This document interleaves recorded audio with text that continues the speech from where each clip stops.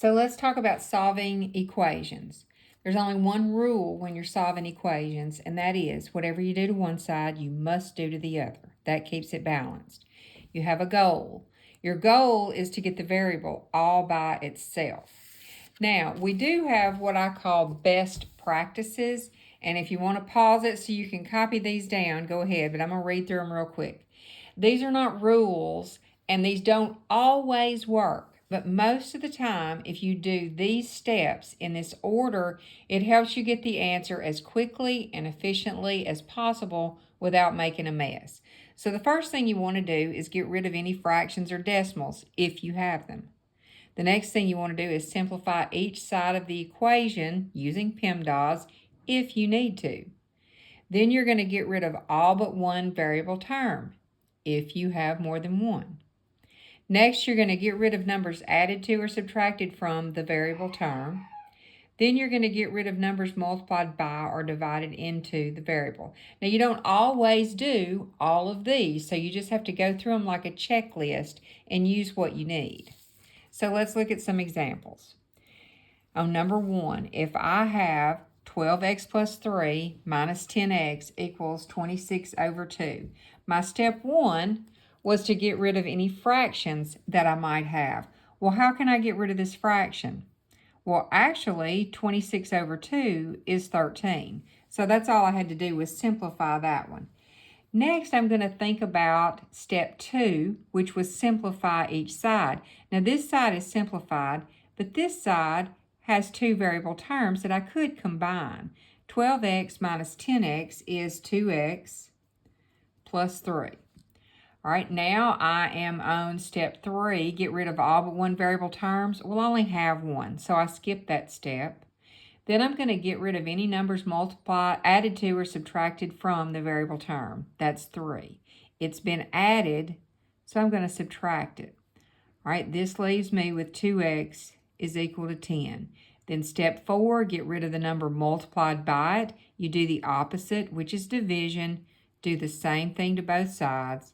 So you get x is equal to 5 here. All right, let's look at number 2. For step 1, there are no fractions or decimals, so we're skipping it.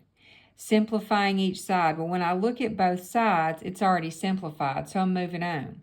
Get rid of all but one variable term. There's only one, so I'm skipping that step as well. Now, step 4 says get rid of any number added to or subtracted from the variable term. Here is the number that is attached to your variable term.